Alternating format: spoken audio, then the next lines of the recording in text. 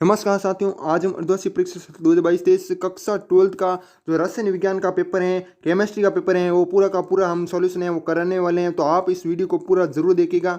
हम इस पेपर को पूरा है सॉल्यूशन है वो कराने वाले हैं। और आपका पेपर है, ये पेपर केमिस्ट्री का 40 नंबर का होने वाला है। और टाइम सभी के लिए सेम ही है, 3 घंटे 15 मिनट है वो टाइम रहने वाला है। ठीक है, तो चलिए अब क्वेश्चनों की तरफ बढ़ते हैं। कांच को अतिशीतल है वो द्रव है वो क्यों माना जाता है? तो कांच को अतिशीतल द्रव है वो क्यों माना जाता है? क्यों? क्योंकि जो कांच होता है ना वो अक्रिस्टलीय ठोस है। क्या है?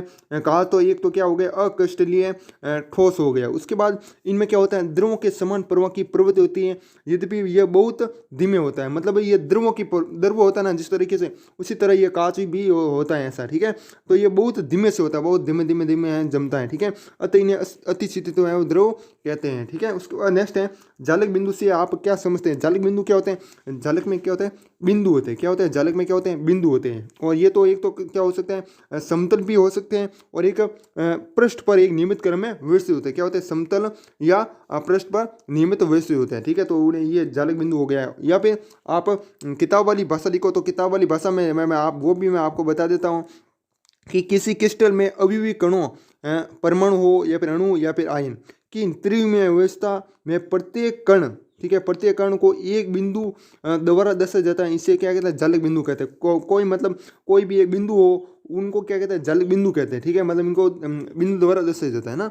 उसके बाद नेक्स्ट है मोलरता किसे कहते हैं? ठीक है, मोलरता किसे कहते हैं? तो 1 लीटर विलियन में घुले हुए, क्या 1 लीटर विलियन में घुले हुए विलेय के मोलों की संख्या विलियन की मोलरता कहलाती है। ठीक है, जैसे ताप का प्रभाव, ताप बढ़ाने से विलियन की मोलरता है वो घट जाती है। क्या हो जाती है? ताप बढ़ाने से विलियन की मोलरता है वो घट जाती है, क्योंकि ताप बढ़ाने से विलियन का जो आयतन है ना वो क्या हो जाता है? बढ़ जाता है। ठीक है, तो इसलिए हम ये मतलब विलियन का आयतन है वो बढ़ जाता है, और इसलिए क्या हो जाता है, जो कि विलियन की मोलरता घट जाती है। ठीक है, तो आप इसमें इस प्रकार लिख सकते हो। उसके बाद नेक्स्ट है प्रतिलोम प्रसरण को परिभाषित कीजिए। किसको प्रतिलोम प्रसरण को परिभाषित करना? तो इसमें क्या लिखोगे कि जब किसी विलियन पर उसके प्रसरण दाब से अधिक क्या होगा? प्रसरण दाब से क्या होगा? अधिक जो क्या होगा?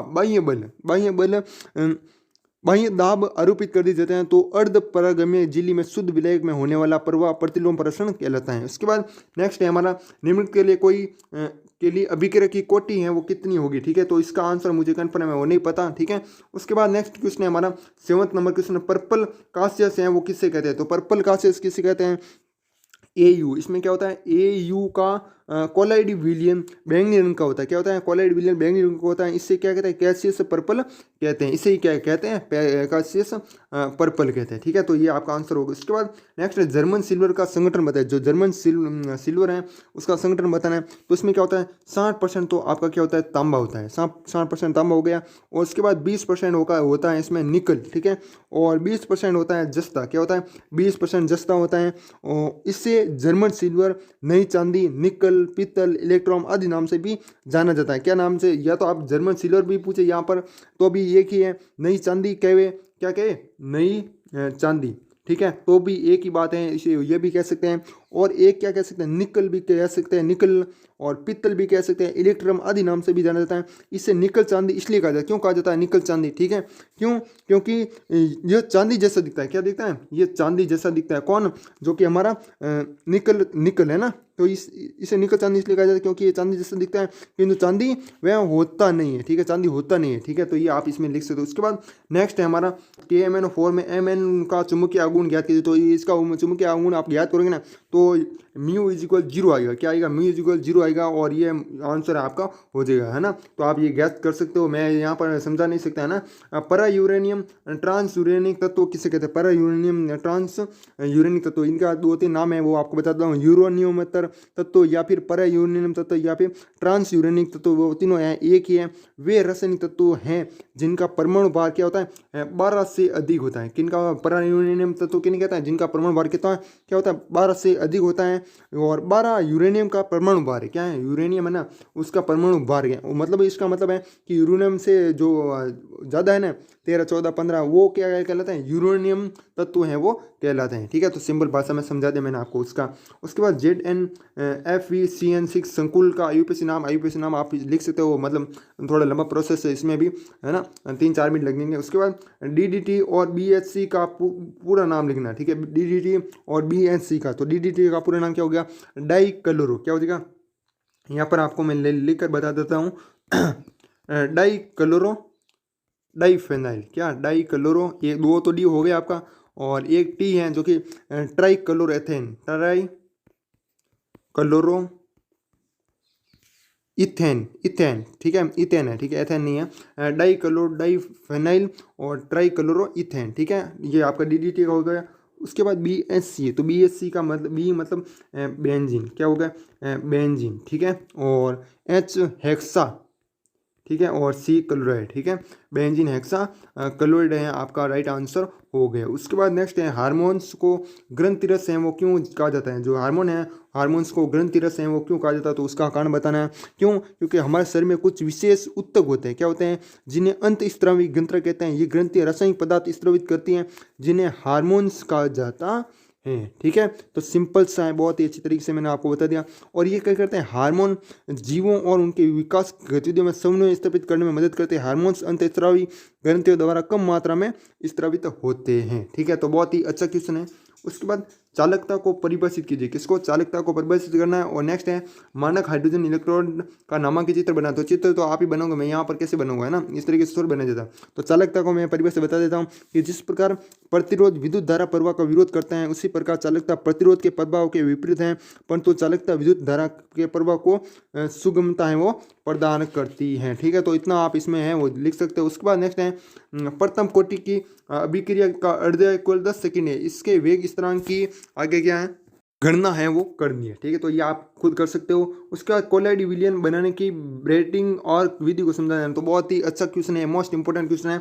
उसके बाद ये भी आप खुद कर लूँगा मैंने संपर्क COCl2। और जिसने भी चैनल को सब्सक्राइब नहीं किया तो वो चैनल को सब्सक्राइब जरूर कीजिएगा। आगे भी इसी तरह आपको मॉडल पेपर हैं वो मिलते रहेंगे हमारे यूट्यूब चैनल पर। तो संपर्क COCl2 CN2 और तथा CONS3 CONO2 समयों की संरचना है वो बनानी, निम्नलिखित रासायनिक अभिक्रिया पूर्ण करना है। ये रासायनिक अभिक्रिया दी गई है उसको पूर्ण करना है। उसके बाद खंड 6 है हमारा रहता है H2O एक द्रव है जबकि H2S एक गैस है, क्यों। और इसकी PDF है टेलीग्राम ग्रुप में मिल जाएगी, उसका लिंक डिस्क्रिप्शन में मिल जाएगा। उसके बाद गोताखोरी उपकरण में हीलियम का उपयोग किया जाता है, क्यों किया जाता है, उसका कारण है वो बताना है। उसके बाद नेक्स्ट है हमारा निम्नलिखित रासायनिक अभिक्रियाओं को लिखिए। घटरमान अभिक्रिया है वो कि बहुत इंपॉर्टेंट है, ठीक है, इंपॉर्टेंट है, इसको आप खुद कर सकते हो। राइमर टीमान अभिक्रिया है इंपॉर्टेंट, डप अभिक्रिया ये भी इंपॉर्टेंट, पूरा का पूरा सवाल है, इंपॉर्टेंट है, आप देख लीजिएगा। उसके बाद नेक्स्ट है निम्नलिखित अभिक्रिया को A B तथा C की संरचना सूत्र बताइए, ठीक है। इनके संरचना सूत्र हैं वो बताना है। ये पूरी आप भी आपके सामने अभिक्रिया है वो लिखी गई है और तीनों की बतानी है, A की B की C की, तो तीनों का 3 नंबर है। निम्नलिखित अभिक्रिया को समझाइए तथा रासायनिक समीकरण भी लिखना है। कैनिजारो अभिक्रिया और हुंसडीकर भी मैंने भी बहुत पढ़ी है, ठीक है। उसके बाद अथवा है निम्नलिखित को समझाइए और क्यों, ठीक है। फार्मी अम्ल एसिटिक अम्ल है से अधिक अम्लीय होता है, क्यों होता है उसका कारण बताना है। 2 नंबर का एल्डिहाइड अच्छे अपचयक होते हैं, क्यों होता है उसका कारण है वो बताना समझाना है, ठीक है। उसके बाद निम्नलिखित बहुलोकों की एकलक अणुओं के संरचना का नाम लिखिए। ये 4 नंबर का क्वेश्चन, एक तो आपको टेफ्लॉन का बताना है और एक नाइलॉन 66 का बताना है, ठीक है। और उसके बाद दूसरा साबुन रहित साबुन क्या होते हैं उदाहरण सहित समझाना है, ठीक है। उसके बाद नेक्स्ट है हमारा अथवा में आप ये भी कर सकते हो, ठीक है, जो नीचे वाला है ना अथवा वाला ये भी कर सकते हो। LDP तथा SDP का क्या अर्थ है, PHBV का क्या अर्थ है, प्रति हिस्टामिन क्या होता है, कोई 2 उदाहरण लिखिए, ठीक है। तो ये मॉडल पेपर था जो कि मैंने आपको सॉल्यूशन है वो करा दिया है, पूरा का पूरा सॉल्यूशन है वो कराया है जहाँ तक हो सके। और जो बड़े क्वेश्चन है उसमें तो बहुत भाई टाइम है वो बहुत ज़्यादा लगता है, तो इसलिए ये पूरे सॉल्यूशन है हम नहीं करवा सकते। बाकी मैं करवा सकता हूँ इसमें, परंतु 1 से 2 घंटा वीडियो बनता है और 1 से 2 घंटा कोई भी वीडियो में रुकने वाला इतना नहीं है। कोई भी स्टूडेंट मैंने देख लिया है, एक वीडियो मैंने बनाया था पीछे, ठीक है, तो बहुत ही कम है वो देखा था इसमें, ठीक है। तो साथ ही इस वीडियो को हम ये समाप्त करते हैं। यदि वीडियो पसंद आए तो वीडियो को लाइक और चैनल को सब्सक्राइब जरूर कीजिएगा। आगे भी आपको इसी तरह जो मॉडल पेपर हैं वो सॉल्यूशन करवाए जाएंगे हमारे यूट्यूब चैनल पर, ठीक है। तो साथ ही इस वीडियो को हम ये समाप्त करते हैं, तब तक के लिए जय हिंद, जय भारत, वंदे मातरम।